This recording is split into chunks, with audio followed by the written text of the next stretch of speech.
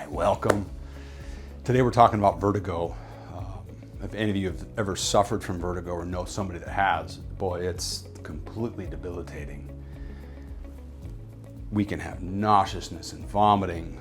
Obviously, the balance can be very unstable. You know, vertigo is typically described as that the room is spinning. So it's not like you're spinning. It's not like we've had too many drinks. It feels like actually the room is spinning. So in our clinic, our job is to find out what's the common causes are of vertigo. We got to figure out, you know, is this number one, is this BPPV, right? That's called Benign Paroxysmal Positional Vertigo.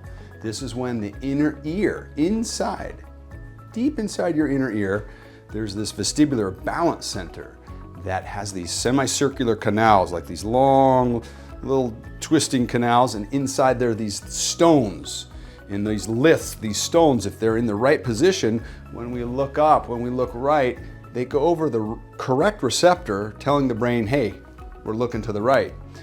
Sometimes these stones can get out of their regular position so that when you look to the right, it's now going over the wrong receptor, telling the brain something else.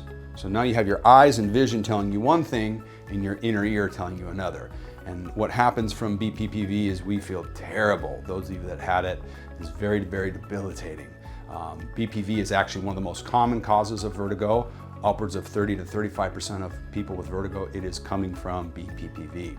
Now, another one is what's called labyrinthitis, and this is inflammation inside the middle ear, inside these canals, that's typically coming from a virus. Cytomegalovirus, mumps, you know, not as common, but can happen. About 5% of vertigo is coming from labyrinthitis. The third reason for vertigo we can get is what's called Meniere's disease. It's much less common, less than 5%. The difference here with this type of vertigo, you're gonna feel more of a fullness in the ear. There's gonna be more ringing. So that is Meniere's disease. And the last reason for vertigo is gonna be trauma and concussions. These can be very, very common, as you know, from simply falling out of bed and hitting your head as a kid to playing soccer and doing a header. Maybe it's a car accident, maybe it's playing football. So traumas and accidents, concussions can definitely give us vertigo. So if you have questions about vertigo and whether our clinic, Corrective Spinal Care of California, could help, reach out, let us know that you're interested in sitting down with one of our doctors and talking about your condition. We hope that